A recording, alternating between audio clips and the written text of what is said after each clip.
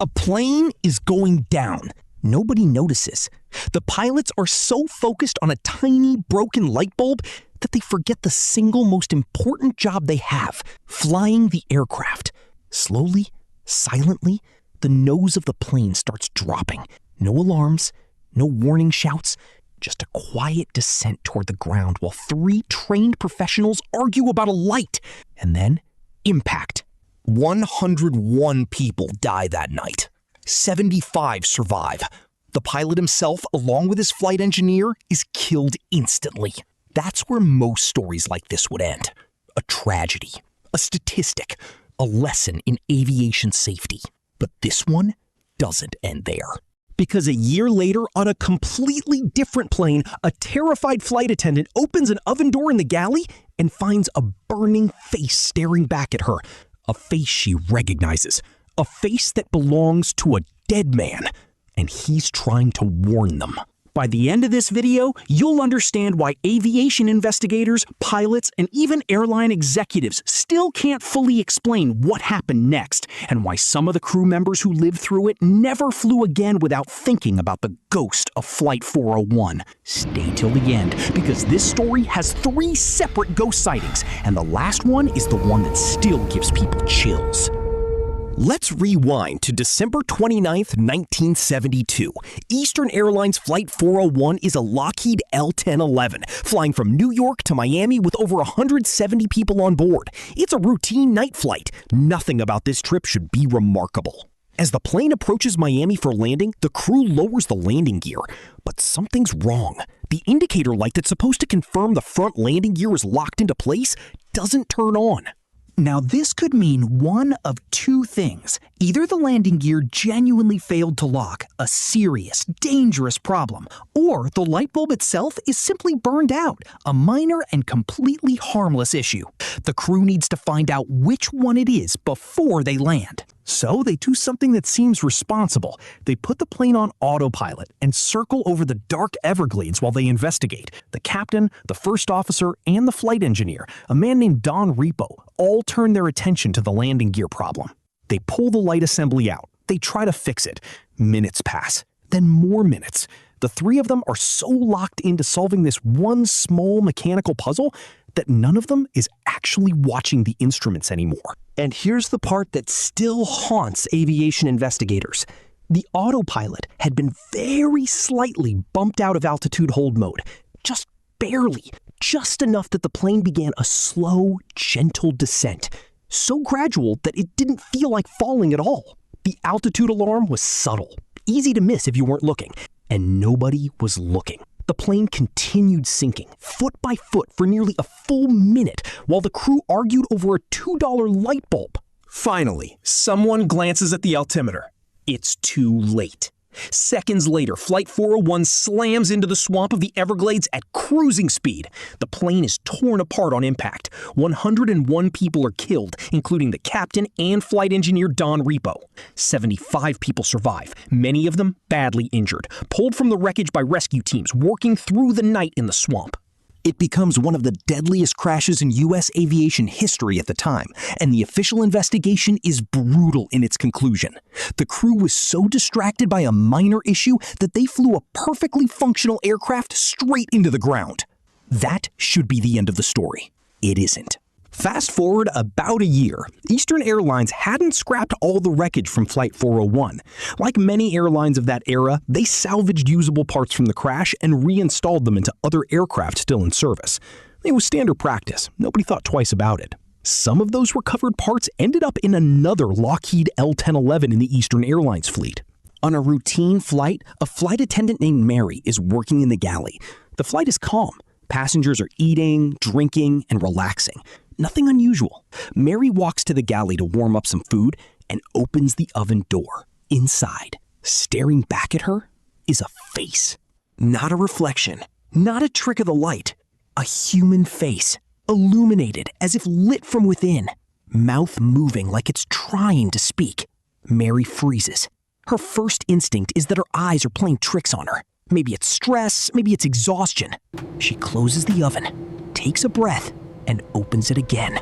The face is still there. She runs to get a flight engineer, practically dragging him back to the galley. Other crew members follow, mostly amused, assuming Mary is either joking or seeing things.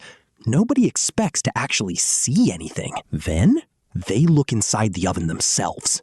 The amusement disappears instantly. Several crew members later report seeing the exact same thing Mary described, a glowing, distressed face appearing to mouth words at them. And then one of the flight engineers looks closer and goes pale. He recognizes the face.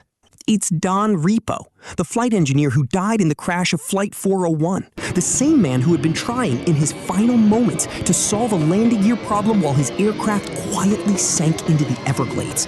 As the crew watches, stunned into silence, they say Repo's face seems to be trying to communicate something urgent. When they lean in and pay attention, several crew members later claim they understood the same warning. Watch out for fire on this plane. Understandably, nobody wants to believe it. A warning from a dead man appearing in an oven mid-flight? It sounds impossible. But then, something happens that nobody planned for. The face doesn't return. The flight continues normally. Passengers unaware anything strange has even happened in the galley. But partway through the trip, one of the plane's engines begins malfunctioning. Not fire, not yet. Just a mechanical fault serious enough that the crew makes the call to turn back and land at New York's JFK Airport rather than risk continuing. Ground crews spend roughly an hour inspecting and repairing the aircraft. Once the repair is complete, the plane needs to be tested before it can be cleared to fly passengers again. During that test run, with no passengers aboard, just crew and technicians, the same engine catches fire. Real fire. Exactly as the face in the oven had warned. The flight engineer who had seen Repo's face earlier is reportedly present for this test flight and watches the fire break out with his own eyes. In that moment, he says, the warning from the galley suddenly stops sounding like a hallucination and starts sounding like something else entirely. Word of what happened spreads through Eastern Airlines fast. Crew members who normally dismiss this kind of story start comparing notes. Multiple people independently describe the same face, the same warning, the same outcome. The story becomes so widespread that Eastern Airlines reportedly began quietly removing salvaged parts from Flight 401 out of aircraft still in service, not because anyone officially believed in ghosts, but because too many crew members were refusing to fly on planes that contained them. Books were later written about it. Documentaries followed. It remains one of the most well-documented haunted aircraft stories in aviation history, not because of one report, but because of how many separate crew members described strikingly similar experiences. And Don Repo's oven appearance wasn't even the only sighting. Before the incident with Mary and the oven, there was another encounter, one considered even more unsettling by the people who experienced it. An Eastern Airlines vice president was traveling as a passenger, seated in first class. Next to him sat a man wearing a captain's uniform. The two exchanged a few words, and the vice president went back to reading his newspaper, not thinking much of it. After all, off-duty pilots often traveled in uniform. At some point, the vice president glanced toward the cockpit door and had a sudden, unsettling thought. If a pilot is sitting right here next to me, then who's flying the plane? He turned to look at the man beside him again and froze. It was the same captain who had died piloting Flight 401, a man who had been dead for nearly a year. The vice president reportedly bolted from his seat in a panic and ran to get other crew members to confirm what he'd seen. When they returned to the seat together, moments later, it was empty. No one had seen the man leave. He was simply gone. This account came directly from the vice president himself, who described it in multiple interviews. A detail that gave the story unusual credibility, since it wasn't coming from an anonymous source, but from a senior airline executive with nothing to gain from making it up. Here's what makes the Flight 401 hauntings different from most ghost stories. They aren't just spooky for the sake of being spooky.